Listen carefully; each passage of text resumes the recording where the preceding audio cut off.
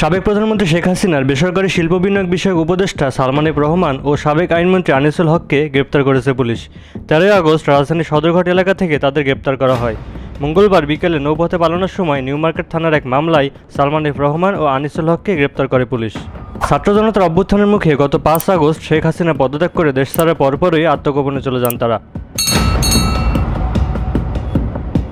সরকারের মন্ত্রী ও আওয়ামী লীগের অনেক নেতা কেউ কেউ দেশ ছেড়েছেন বলে খবর আছে। এরই মধ্যে আনিসুল হক ও সালমান এফ রহমানকে গ্রেপ্তারের কথা জানালো পুলিশ। আইনজীবী আনিসুল হক 2014 সালে ব্রাহ্মণবাড়িয়া 4 কসবা থেকে নির্বাচন করে আওয়ামী লীগের সংসদ সদস্য নির্বাচিত হন। তখন থেকেই তিনি আইনমন্ত্রীর পদে ছিলেন। সালমান এফ রহমান বাংলাদেশের শিল্প ও বণিক সমিতির ফেডারেশনের সাবেক সভাপতি ও বেক্সিমকো গ্রুপের প্রতিষ্ঠাতা।